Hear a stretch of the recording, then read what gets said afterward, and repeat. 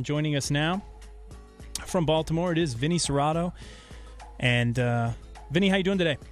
I'm doing great. How about you guys? We're doing well. I have a feeling we won't be doing so well after Sunday, but I'm going to keep my head up. Well, that's why they play the games. And the thing that the Ravens have to cure is after a big home win, going on the road and playing a lesser opponent and not having a letdown. Yeah, it's a big concern, being that you look at the schedule and you see a team like the Browns, and it can be a little deceiving because although there's issues there and they're not a premium team, you still have the rivalry, and they're going to come to play. You know that they're going to come every Sunday. Oh, there's no question about it. It's a division game. That's the biggest thing. You know your opponent very well, and you have to play them twice every year. And it's a game that the Ravens have to play. It's December football. It's a push for the playoffs, and it's a push for the thing that the Ravens have never had, home field throughout. They have a chance, if they win out, to have the number one seed. And the next team on that list is the Cleveland Browns. But going to Cleveland, I mean, it's going to be probably showers is what I read, showers. It's going to be windy. And you know what it's going to come down to? It's going to come down to, does Cam Cameron have enough patience to just keep feeding Ray Rice the football? And can the Ravens stop the run, make them one-dimensional, and then make Colt McCoy try to beat them with that group of receivers that likes to drop the ball all the time? Absolutely. Question for you regarding Ray Lewis's health. Is he ready to go, or is he going to be – he's not going to play? My guess is no, he won't play this week. My guess is they have Indianapolis then the following week. I doubt he plays there. Maybe San Diego on a Sunday night the following week. But my guess is and what they've done with Grubbs and Lee Evans in the past was they let them get totally healthy. With this turf toe injury, they want him to get totally healthy. They played well last week without him with 9 sacks. So they've shown they can. So I don't think we will see him till he's totally healthy. Vinny Cerrato, 105.7 The Fan in Baltimore.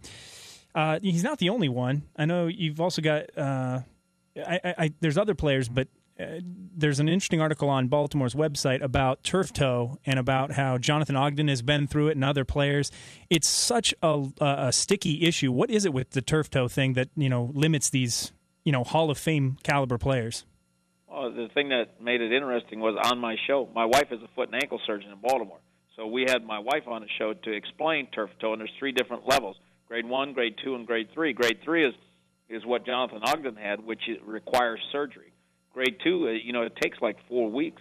And what happens is the toe gets bent back. Somebody lands on your calf, basically, and your toe gets pushed back and gets hyperextended back.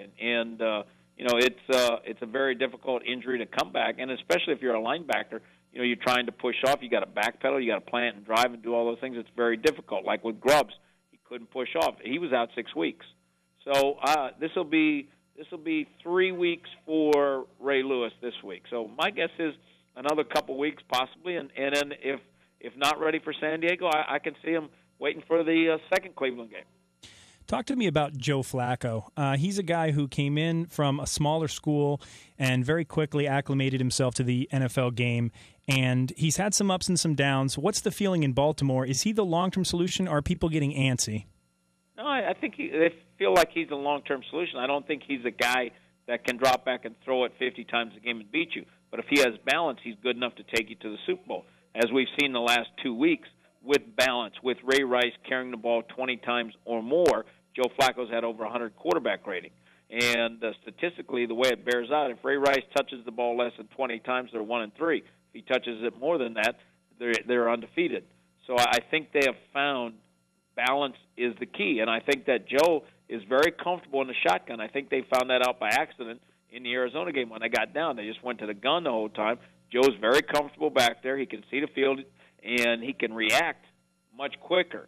So I think when what happened last week against the Niners, start of the third quarter, they went gun. They threw it 12 times. He completed 8 on the drive for the touchdown, made some great throws, and threw in rhythm into some tight holes. So I think they have found kind of who they are. They've got to have Ray Rice heavily involved, and then when they want to throw the ball on a consistent basis, they have to get in the gun. Vinny Cerrato, 105.7 The Fan in Baltimore. Ray Rice was vocal, and some of his teammates were vocal earlier in the year about him not getting the football enough. What was the reason why they didn't give him the ball as often as he would have liked? Well, I think that's up to the offensive coordinator. I think that was the problem with Cam Cameron in the Jacksonville game and the Seattle game. He carried at 8 and he carried at 5, and they lost and they didn't play well. And Joe was on pace to throw for one of the top 6 attempts in league history, which he's not capable of doing that and them having success. And I think that's why we saw his completion percentage down to 54 compared to where he's been in the 60s his whole career. So I think that they have found, and Cam Cameron came out and said that it was because they got behind. But then I say in the Arizona game, they were down 24-3, and he still carried it 18 times and came back and won that game. So I think they have found, and I think Cam has taken enough heat where they have found out that they have to give Ray Rice the ball. They played the number 1, number 2 ranked run defenses the last 2 weeks and just continue to hammer the football. And what it does is play action pass stays available then, which Joe's very good at. And that really helps the receivers get open, create more separation. So I think they need the run game, as do the Browns. If Colt McCoy had a run game, I think it would really help him. A play-action pass game would really help him. And if he had receivers that could separate, that would help him also. Talking about the Browns and Baltimore, the rivalry, is there still a perceived rivalry within Baltimore with Cleveland, or has that pretty much advanced strictly to a Baltimore-Pittsburgh? I think it's Baltimore-Pittsburgh. I think you got to have a rivalry when both teams are good. That's why it's Baltimore-Pittsburgh. I think when Cleveland gets better, when they are winning on a consistent basis, and maybe with all the draft picks they have next year, they can continue to build. But right now, I don't see it being a rivalry just because both teams aren't good. Vinny Cerrato, 105.7, the fan in Baltimore. What do you think about Colt McCoy? I know he's a young quarterback. From the opposition standpoint, is this a guy that you think can be a playoff caliber quarterback and be competitive in this very tough division in the future? Well, I think you don't know, and that's the sad part is you don't have a run game, so that's been difficult on Colt. And him, he needs to manage a game. He's not capable of dropping back and throwing it 50 or 60 times a game like he's had to. He's not capable of doing that. And he hadn't had a deep threat, which hurts them. I mean, receivers can sit on you. They can put eight in the box. And his receivers, they lead the league in drops, so that doesn't help him. So how do you move the chains on third down? And although they've been good on third down, and then the receivers don't. Neither of the Massacoy or Little, they're not burners, so they don't separate very well. So the windows that he has to throw in are so tight that it makes it difficult. So is he the guy? I don't know, but I would imagine if they're in the draft and there's somebody there they like, they take him because they don't know yet. And if there's somebody there that they think is a guy, it's not bad if you have two. You can always trade one and get more picks out of it. I know the Ravens will be heavily favored. What is the area of concern, if there is any, or where would be the area that the Browns could exploit that would give them an opportunity to stay competitive in this game? Well, I think the Ravens, if they don't, I think the Ravens can beat the Ravens. I think that's it. I think if they come out, they turn the ball over. If they let the Browns start fast, I think starting fast for the Ravens is critical. And I think if they let the Browns stay in it, they can't let them stay in it. They can't let them get started fast. They can't let that crowd stay in the game. And that's what's happened in the games that they have lost. They came out 3 and out, and in the Jacksonville game, they didn't even have a first down the whole first half. So that's why I think that they've just got to, if they can come out and start fast, I think they can win the game. Because if they get up 2 scores and then they make Colt McCoy have to throw it all the time, then I think they'll tee off on them.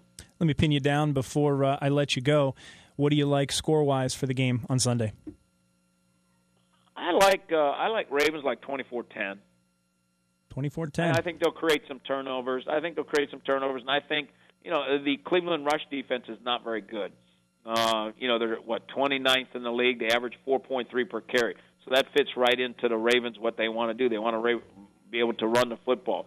Last year in the game that they had in Cleveland, Ray Rice rushed it for 25 times. Joe Flacco only threw it 19. That could be the type of game it's going to be because it's going to be windy and wet. So, whichever team can protect the football and whichever team can run it in those type of conditions usually wins. I'd be impressed if we can get 10 on the board. I probably think it'll be more like 20 or 23 to about 6. But, Vinny, I thank you for coming in today, and we'll talk to you again later in the year. All righty.